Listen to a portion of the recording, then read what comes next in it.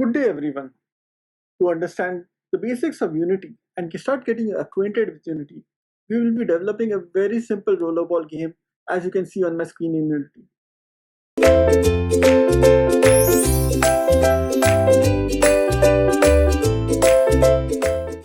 The basic objective of this game is to get you acquainted with what are game objects, how do you use scripts, materials, lights, how do you create rigid bodies, and how do these bodies interact with each other.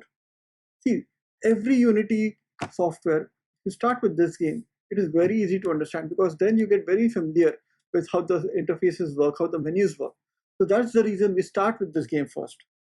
Now, if you can see on my screen, the ball is rolling. The ball is rolling because of I am controlling it using the WSAD key. You see, as the ball rolls over the yellow squares, it's collecting them. So it's basically like a collectible object for the game. So, but how does this all these things work? How does the ball roll? How is it responding to my command? And how is all this board game entirely developed?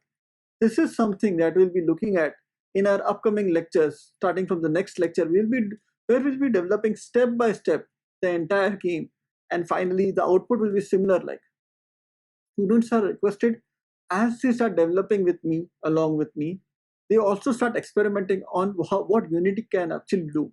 So instead of using a rolling cube, you can actually have a rolling sphere or a rolling triangle. So various things are there that you can actually experiment when you're actually working in Unity. So let's start with the next lecture with actually developing this game so that you understand the basics of Unity. Thank you very much.